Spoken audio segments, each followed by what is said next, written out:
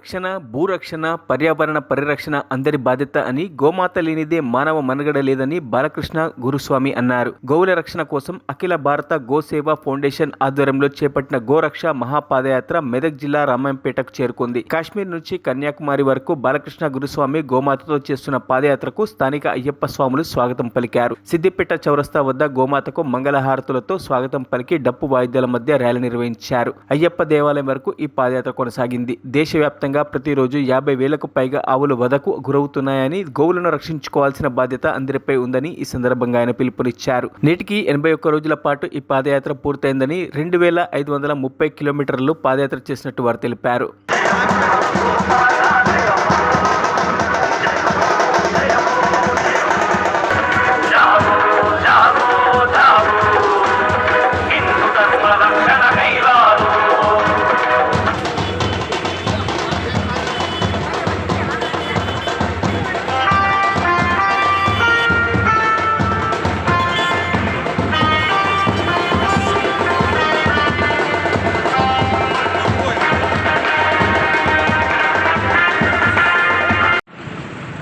జై గోమాత.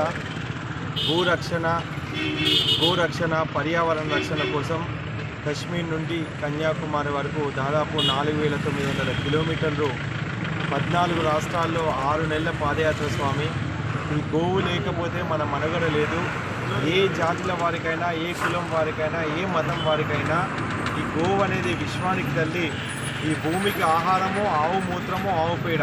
ఈరోజు ఈ భూమి పూర్తిగా రసాయనికాలతో నిండిపోయి మనకు విషతుల్యమైన ఆహారం తింటూ మనం అనారోగ్య పాలవుతున్నాం. కాబట్టి ఈ భూమిని సస్యశ్యామలం చేయాలంటే ఒక గోవు మాత్రమే, పర్యావరణం రక్షించాలంటే ఒక గోవు మాత్రమే. అలాంటి దేశీవాళీ గోవులు రోజు 50,000కు పైగా అతి కిరాతకంగా భారతదేశ వ్యాప్తంగా చంపబడుతున్నాయి.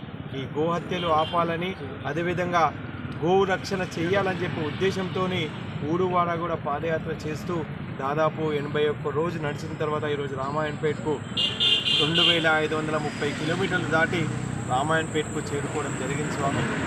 ఈరోజు ఇక్కడ శ్రీ జితేందర్ గౌడ్ గారి నాయకత్వంలో ఇంతమంది అయ్యప్ప స్వాములు, ఇంతమంది అయ్యప్పలు ఈ గోమాత కోసం మేము సైతం అంటూ ఈరోజు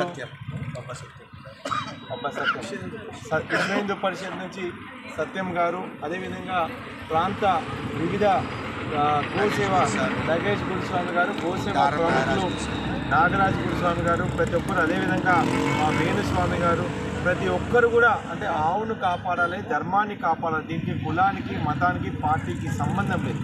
ప్రతి ఒక్కరం కలిస్తేనే మన ధర్మాన్ని, ఆవును, ఆడపిల్లను కాపాడడం మన కర్తవ్యం. ఎందుకంటే విదేశాలన్నీ కూడా భారతదేశంపై కన్ను వేసి ఈరోజు మన దేశాన్ని విచ్ఛిన్నం చేయడానికి ప్రయత్నిస్తున్నారు.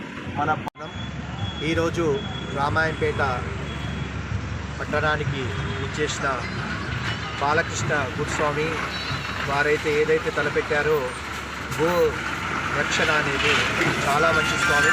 ఆయన కాశ్మీర్ టు కన్యాకుమారి 4,900 కిలోమీటర్లు నడవడం అంటే చాలా గొప్ప విషయం.